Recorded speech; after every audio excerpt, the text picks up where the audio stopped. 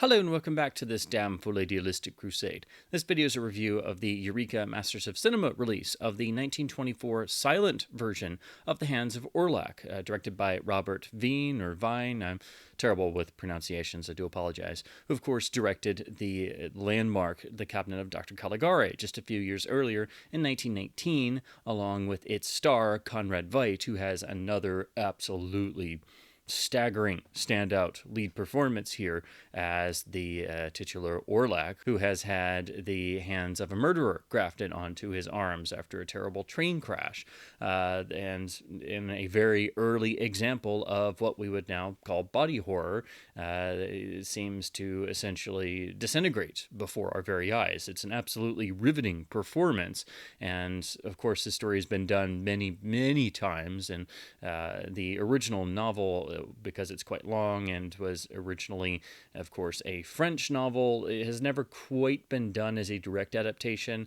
but the sort of core gem of the idea has been done to death across many different versions and, of course, many different permutations and different body parts. So the idea has kind of seeped into the popular consciousness, but you have to go back and look at the specific adaptations of Hands of Orlac to really understand where it comes from, and this is really the first major version, and it's, of course, like any silent film, amazing that it survives and is able to be shown at this level of quality. To talk a little bit about the film, it's quite interesting to look at everybody associated with Cabinet of Dr. Caligari and how important and how much of a landmark film that was, and how some people even view it as the first true out-and-out horror film, or one of the first, and of course the film that really cemented German Expressionism, and that, of course, was an entire movement that led to the sort of formulation of American horror films, especially starting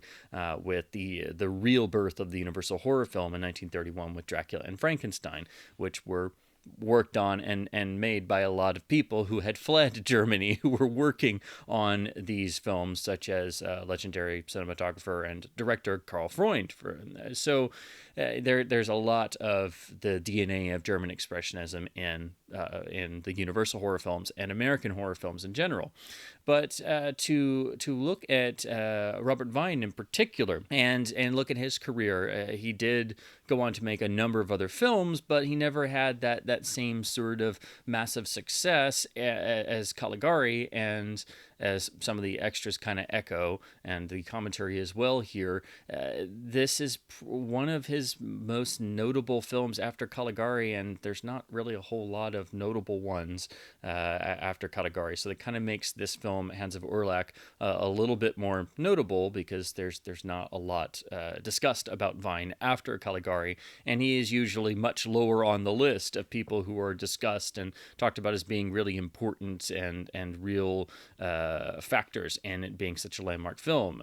More people will talk about the writers, or the Conrad Veidt's performance, or the set design, the art design, or Fritz Lang's input, who was originally going to direct Caligari, than they will talk about Robert Weine. So you would go into this film, this version of The Hands of Orlac, expecting a very German expressionist type of experience, or something that felt very Caligari-esque, and that's what I expected, certainly the first time I came to this film. And you don't get that.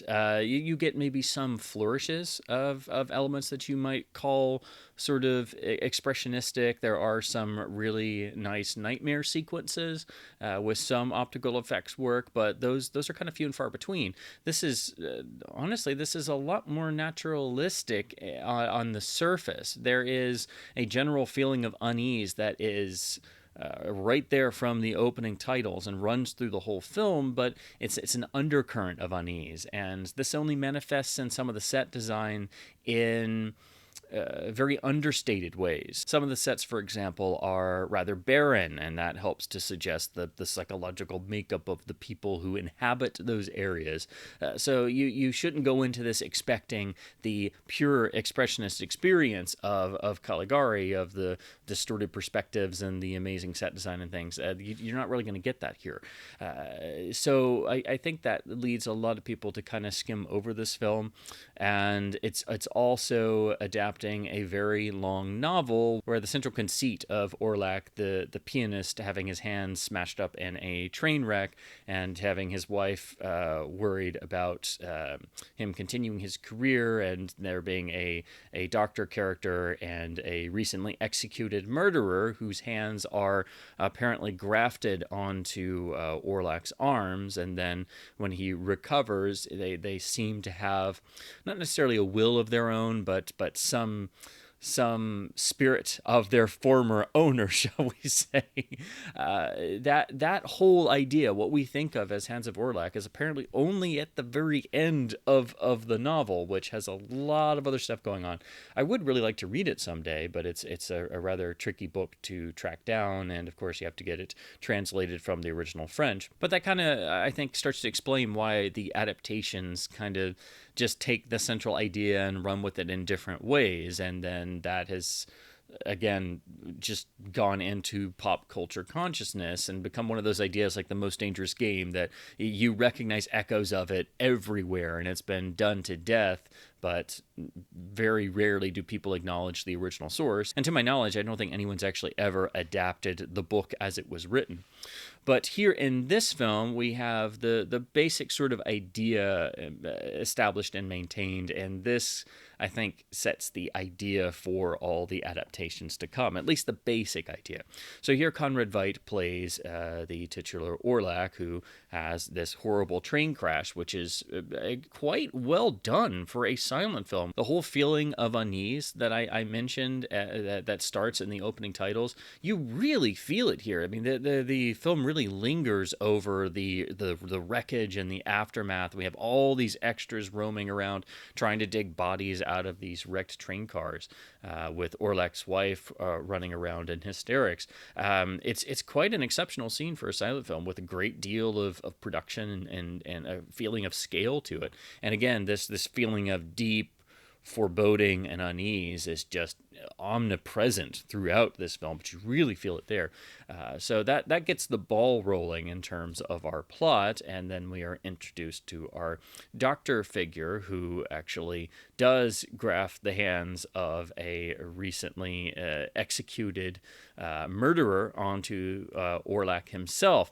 And then Orlac recovers and seems to start having all kinds of crazy visions and is not himself, even though he doesn't necessarily know what's going on. He just feels that something is off, and really what this film is about is the disintegration of a person and their well-being, their psyche, everything. And to see this film is to see Conrad Veidt convey this in a riveting silent performance that so totally dominates the entire film, that while there is a really excellent cast around him with some other rather nice performances, it's his disintegration as Orlac, his just gradual descent into perhaps madness, perhaps something else, perhaps being possessed by the spirit of murderous hands, that is riveting. And because I think the real issue with this film is not that it's not trying to do Caligari-esque expressionist stuff. I think the issue here is that there's not a whole lot of story development throughout. We don't have a whole lot of background information, and we also don't get a lot of character development to set up who these characters are. And then the actual plot beats are sort of just doled out randomly after a substantial amount of time, and the real revelation about the hands and the murderer and things is really saved to the very end of the film, and then there's a lot of revelations in the last 5 to 10 minutes, and then it's over. So this is a film that relies much more on its central performance and the atmospherics and the sense of incredible foreboding. So if you go into this expecting a satisfying plot, or you've seen some of the other versions of the Orlac story, or similar body horror tales that are derived from Hands of Orlac, or if you're going into this expecting something like Cabinet of Dr. Caligari, because you've got the same director and star, you're going to come away disappointed. However, if you can go into this and just soak up the atmosphere, you're going to have a much better time. And it's easier to do this with the incredible quality of the print materials that this restoration has to work with. But it's Veidt's performance as the seemingly doomed Orlac that just will rivet you. Again, some of the other performances are fantastic or really well done, but it's Veidt who dominates this film. He was one of the legends of the silent screen for good reason, and honestly, the just incredible sense of a tortured soul that's on display here is. This is really the stepping stone between his performance in Caligari and eventually what you get towards the end of the 20s with his absolutely heartbreaking, must-see performance in The Man Who Laughs, which is another of the great performances in all of silent cinema. That's one of the silent masterpieces. So this is sort of that bridging element, because you while the performance is outstanding in Caligari, it's not really as much of a emotionally tortured character. Well, that's what Hands of Orlac is, and it's that quality along with the just the real sense of foreboding that is maintained throughout that makes this film work. Unfortunately, it is one of those silent films that doesn't really agree with a lot of audiences. Admittedly, it is one of those silents where when I'm watching it, I do find myself kind of squirming in my seat a little bit, just because it is a bit longer in terms of the runtime, and there's not enough plot development to really sustain that sort of runtime. It's not bad, but it is one of those films that I think most people, even dedicated silent film lovers, will kind of get that feeling a little bit. It definitely goes on a bit too long, and you will really appreciate some of the plot developments and plot structure of some of the later adaptations. Especially, I think you'll come to appreciate what Guy Endore and John Balderston did, for example, in the next adaptation, which is the 1935 masterpiece Mad Love, which significantly changes elements of the story and changes characters, and I think so completely strengthens the overall narrative of this particular plotting or adaptation of Hands of Orlac that it is unquestionably the superior film. I do think it's one of the greatest films of the 1930s and is, for my money, the most underrated 1930s horror film there is, and it's one of Peter Lorre's masterpiece performances. But it's also radically different and using the same idea, but it makes for a fascinating study in terms of studying the screenwriting and the adaptation of the source material. Another element that makes this particular version of the film a harder watch is this is a restoration from a number of years ago by the Film Archive Austria. And it has a new score by, I believe I'm pronouncing this correctly, Johann Kalitzky. Again, I'm terribly sorry if I butchered the pronunciation, which I probably did.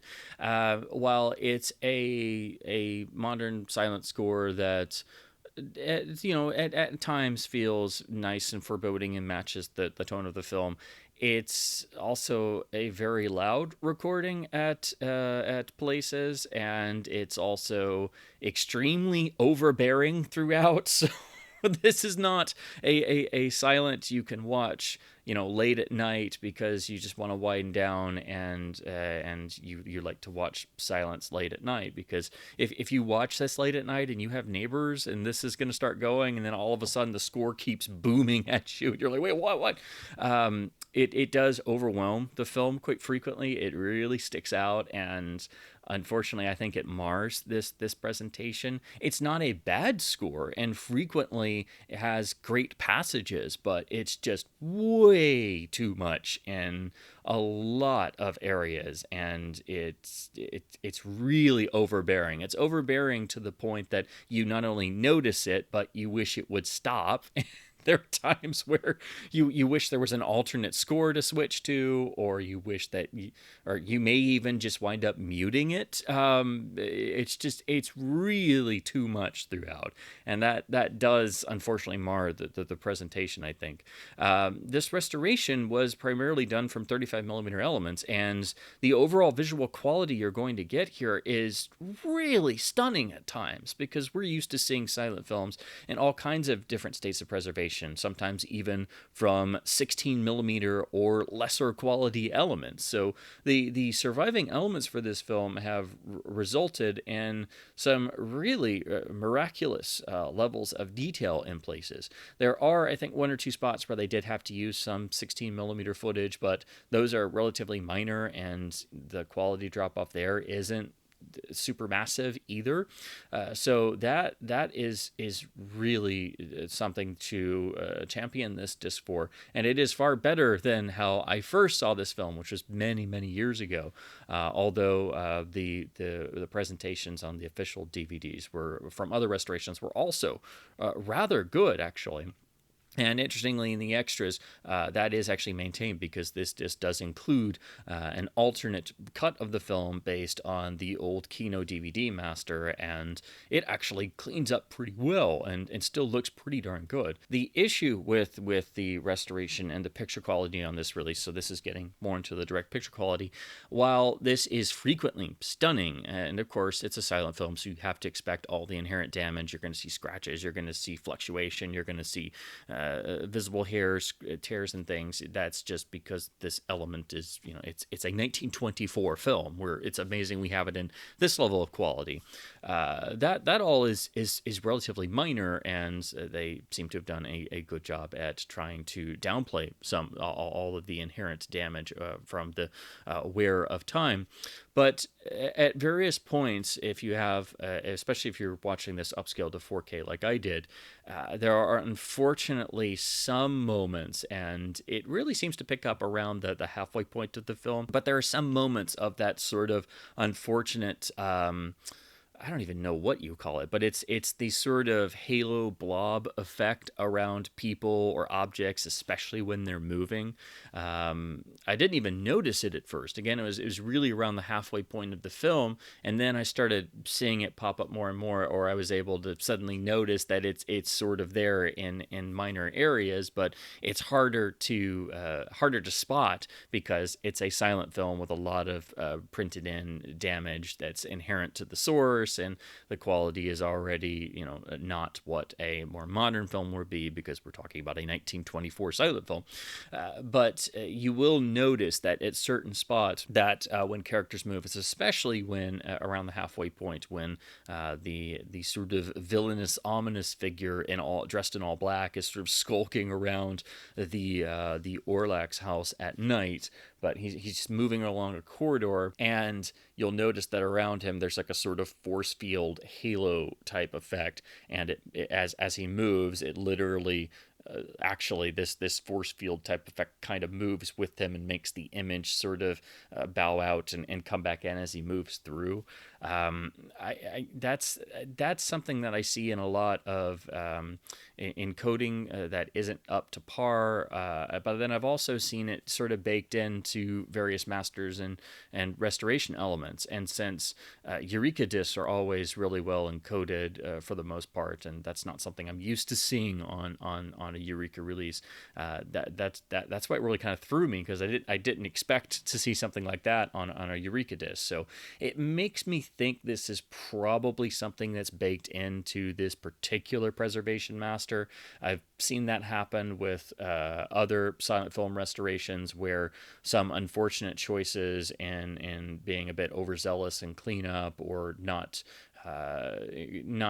doing everything as good as it can be done, can lead to artifacts, and then when a label puts out that particular master, it's baked into the master, so they've just done their job by putting it on a disc to hopefully the best of their ability, and then if you notice issues like this, it's not the label. It's usually for silent film restorations like this. It's usually something that's baked into the master itself.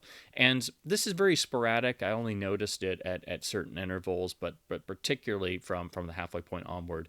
And then I scrubbed through the first half afterwards and thought I might have spotted it another time or two. It's not a major thing, and it is very difficult to spot, but it was disconcerting to see that pop up here. And this is the only major release of this newer restoration on Blu-ray. So unfortunately, it does mar the overall quality of this restoration, at least somewhat. And that was disconcerting to see. But again, it's probably only more visible because I'm watching this upscaled to 4K, and I'm used to spotting encoding problems like that. So that was odd. And again, I don't know exactly what you call that phenomena, or how exactly it's caused, but I'm thinking it's baked into the unfortunately the restoration master itself.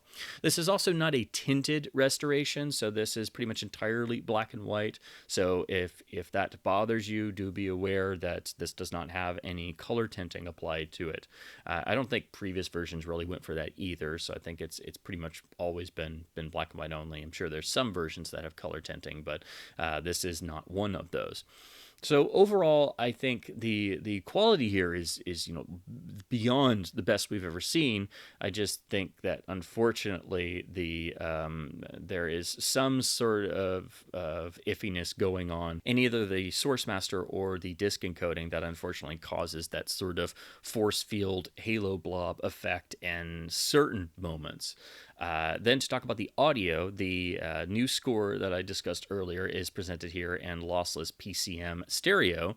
This is a very dynamic, bold recording, and again, it gets ridiculously loud at times, so it very much fluctuates between the softer and then the just intensive, everything's cranked to level 20 in your face effect. So this is a very dynamic track, but yeah, it's way too much. And also something I noticed, because the score goes really loud at times, the marked difference between the quieter and louder passages almost causes a sort of, almost makes it sound like it's got a tick effect or some sort of audio defect, because we suddenly pop into like loudness, and I had to rewind some spots because I'm like, wait, is that noise in the track? And it's like, no, that's literally just because it fluctuates between quiet and loud so much. Not that it's been given loudness compression, but because the score is so overbearing, it will frequently just jump up and down. So it's a nice presentation of this score, but I really wish an alternate score was available here, because this score is too much. It really detracts from the film experience. It overwhelms the film and the viewer all the time, and it becomes so overbearing that you don't want to listen to it anymore, which is a shame because other sections are great. So I just wish that somebody hadn't, turned it to 11 all the time, because that's what they did here. And I found it a rather distracting and annoying experience. So your results may vary. Silent film scores are always very divisive among audiences. Some people prefer some things while others can't stand them. So you may like it where I didn't, but I just thought it was way too overbearing throughout. But at least the presentation here is well done, and it is a lossless full PCM rendering. Now to talk about the packaging and release. This is the Eureka Masters of Cinema edition on Blu-ray in their nice clear case. This is spine number 249 in the MOC series. I really love what they did with the artwork. This is easily the most bold and striking video edition artwork that I've seen for this film, and I love the usage of this image of Veidt on this blood red background. We open to find this beautiful blood red imagery continues on the inside. The booklet has the same image as the cover, and then the interior images are beautifully chosen. The disc actually includes probably the most ominous shot from the major nightmare sequence, where the giant fist sort of comes down from the heavens to menace Orlac. And then beautifully, the actual disc tray image is just a simple red tinted shot of Orlac's hands on his beloved piano. it kind of makes you wish that the film did have tinting in it, actually. When you see all of this red and then you see the restoration, it's all black and white. So again, it might have helped had this actually been tinted, but I'm not sure if that was perhaps something in the original prints or in the intention was for it to not be tinted. But it's just interesting to note that the artwork is all tinted red. The booklet is rather extensive, a bit more extensive than even most Eureka booklets. So we actually get two lovely essays in here. The first is really helpful because it's by Philip Kemp, entirely about Robert Weine, and literally is called A Forgotten Filmmaker ? So this is about his career, and this is where you get a lot of discussion about his career after Caligari, and that he's not really given a lot of credit for that film, and then where Hands of Orlac sort of falls in there. Of course, we have to have a beautiful shot of probably what is the most striking set from the film, which is the long, empty corridor that Orlac has to go down, and is very reminiscent of the long, spooky mansion house corridors we see in all kinds of later horror and mystery films that even the commentary specifically mentions this particular setting and shot, which is, again, the most ominous and probably the most memorable from the whole film, even though it's very deceptively simple. And we get another must-read essay. This is Tim Lucas talking about the entire real science fiction output of Maurice Renard, who wrote the original Hands of Orlac book, and then many other works of science fiction and early horror, and is really thought of as the sort of French H.G. Wells, and rightfully so when you read about his career and output. And this is a really well done, extensive Tim Lucas essay that will basically give you a crash course in Renard's works, and like me, it'll make you want to read all of these, even though they are tough to find, and you will have to find translated versions, of course. And then, of course, as usual, we have the technical information at the end. So this is, about 30 some odd pages almost, and it is a nice, hefty Eureka booklet that is really impressive and extremely informative. So this is one of the best booklets I've read in a long time on a physical media release, I have to admit. That's not a big box set or something. So it's very much worth your time, and both the essays are really substantial. Then we come to the rear with the supplemental features, which are quite extensive. So to go over these very briefly, we have the 1080p presentation of the Film Archive Austria restoration of the film from original elements, the PCM score by Johannes Kalitzk for this restoration. Then we have, it's even listing the original German intertitles are here with optional English subtitles. That is something I should mention very briefly. I forgot to earlier. The subtitles in this film are for the intertitles, but while the intertitles are the original German intertitles, which is fantastic, they seem to be entirely derived from still frames. So every time an intertitle pops up, it's literally a sort of black and white still frame of the original intertitles. So that is something that you do run into on a lot of silent films, because they have to preserve the intertitles however possible. But in this case, it seems like the actual intertitles are literally just a still frame. They are not actual film elements in motion. And I will say, seeing the film this way with the original intertitles with subtitles, it was better than how I'd seen it before, where they just wrote it out in English and it was very stylized, and it wasn't exactly the same tone throughout as the original. So I always prefer seeing silent films with their original foreign intertitles than having English subtitles over those, than seeing a sort of digitally recreated English version. We get a brand new audio commentary with Stephen Jones and Kim Newman, and just like all their other tracks, it's a nice, lively discussion. They talk about the film, they talk about Conrad Veidt and the rest of the cast. They talk about Robert Weine. They, of course, mention Caligari many times. They talk about this film and how it's sort of on the outskirts of, or an outsider for the German Expressionism film movement. They, of course, talk about all the other adaptations of the Orlac story and Mad Love, for example. And it's a nice, lively conversation. That's also, it's great that it's lively, because this is a longer silent film to get through, that you definitely need a commentary track with some energy to it. So this is just another of their really nice discussion commentary tracks, and you just feel like you're in the room with the both of them, just watching this film again. So it's nicely researched, very well done, very lively and engaging, and a great listen, just like all their commentary tracks. So if you've heard any of their tracks before, you very much know what to expect, and you also know that you're going to get your money's worth. So this is another of their tracks that's really worth the listen. Then we get a really interesting new video essay by David Cairns and Fiona Watson, which is called Extremities. This is about Orlac and the Hands of Orlac in particular, Robert Weine and Maurice Renard especially, but then also about not just the other versions of Orlac that have been adaptations, but also moving on to really the development of the body horror genre and how you see echoes of Maurice Renard in a lot of this stuff, and the Hands of Orlac have a much greater reach, pardon the pun, than that its fingers are everywhere. Again, pardon the other pun.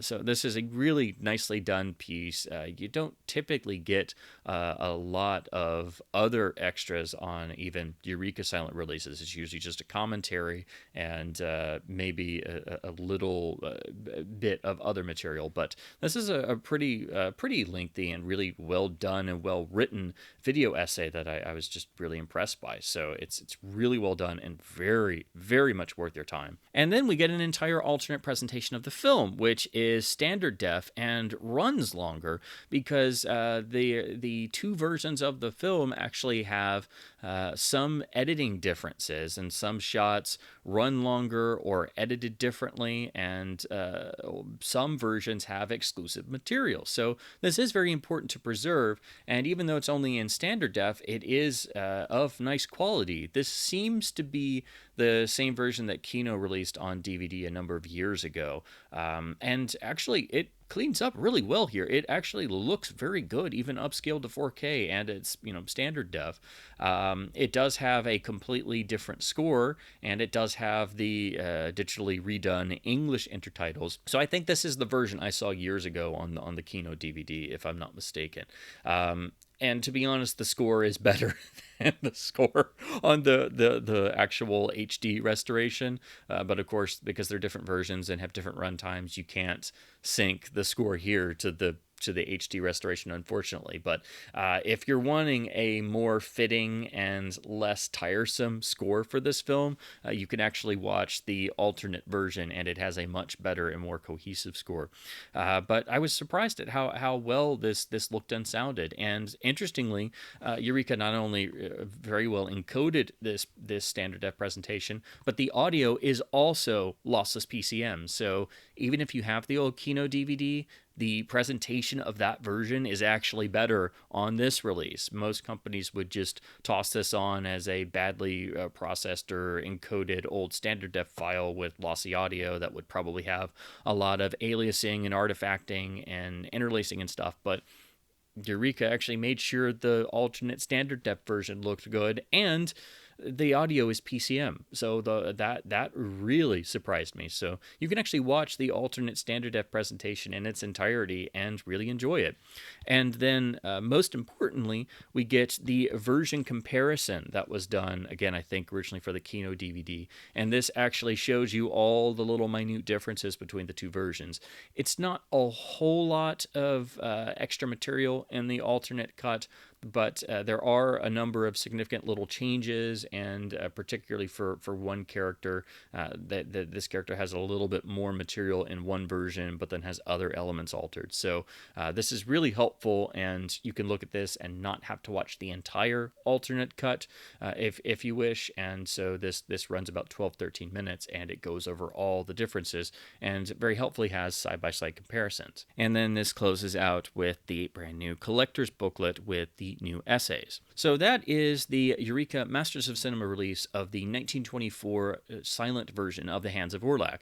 This is a real important stepping stone towards the horror genre that we know and love, and is one of the really major important silent horror films, even though this is sort of skirting the edge of that. And it's also not a real fully German expressionist experience like you get in Cabinet of Dr. Caligari, nor does it go into the full wonderful mania of its later remake, Mad Love. So it's sort of an outlier in interesting ways. It's, of course, essential for silent film fans and fans of Caligari and German Expressionism. And if you like what Robert Weine did there, you'll have to see this. If you really love what Conrad Veidt does, which you should, this is absolutely essential. Veidt's performance is the real takeaway here. But also, if you're like me and you absolutely adore Mad Love, this is a must-watch just for comparison's sake and looking at the first major version to adapt this story as a silent film and see what it does with pure atmosphere, essentially, and a much longer running time. So while I don't think this film is as effective as Mad Love, and I do agree with some of its detractors that it is definitely too long, it remains a very interesting and very atmospheric watch, and you just marvel at Conrad Veidt's performance and see this character literally disintegrate internally, and you so viscerally feel it that, again, I think you can feel this performance of Veidt's here is very much the in-between point between Caligari and what you eventually see in The Man Who Laughs. So if you love either of those two films, this is an absolute must-see.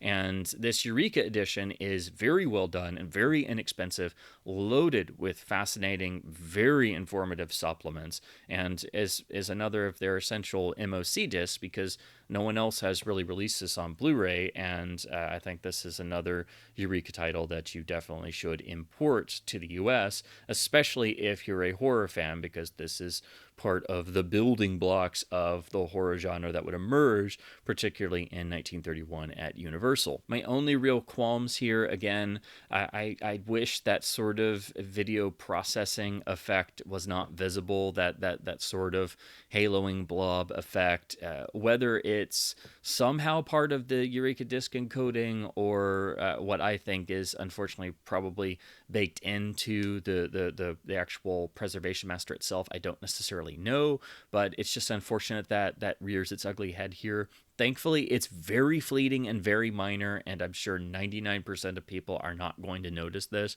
I just happened to be watching this upscaled to 4K on an OLED television, and suddenly I spotted it in one or two moments. I was like, oh crap. But thankfully it's very minor. I just wish it wasn't there.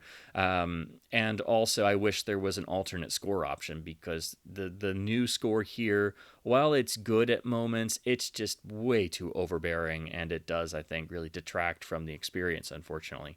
But outside of those two elements, which I don't think will bother most people who come to this.